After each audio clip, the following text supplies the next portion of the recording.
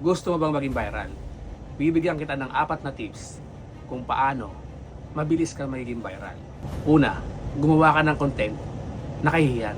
Yung tipong mapapahiya ka, yung magtatanga-tangahan ka, tapos maraming manonood sa iyo. Ang challenge lang doon, kung paano mo isosustain yung pagiging kahiya-hiya mo, yung pagiging viral mo. Pero, may comeback yon. Pag dumating yung point na marami ka ng followers at kumikita ka na talaga, magsiship ka ngayon bigla. From kahihiyan to kabutihan. Unti-unting malilimutan ng mga viewers mo yung dating ikaw. At ngayon, kahit anong gawin mong video, papanoorin na nila yun. At syempre, dahil nagbago ka, mas lalong makukuha ang simpatya nila.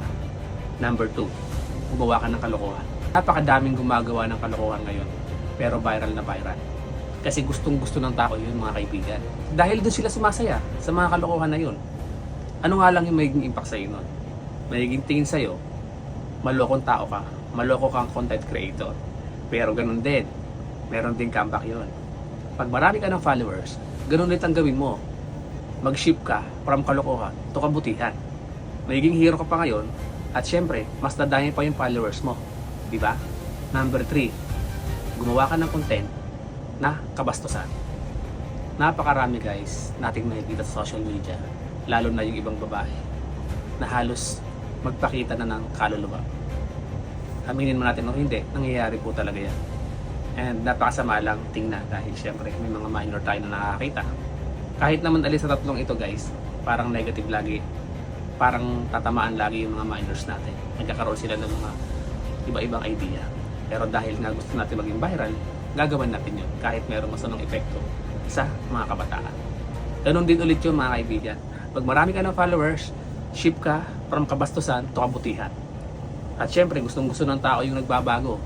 Kaya at the end, dadami uli yung followers mo. Paldo-paldo na naman.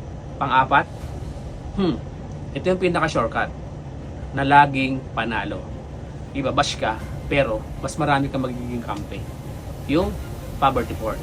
Mamumuhunan ka lang ng 3,000, 5,000, pero ang balik sa'yo, limbak-limbak na salapi, tapos followers. Titisin mo nga lang yung mga nambabash sa'yo. Pero okay lang, yumaman ka naman. Kulang pa ba yung 4 na yun? Comment nyo na lang kung ano pa yung alam nyo ng mga shortcut sa pagiging viral. So, yun lang. Bye!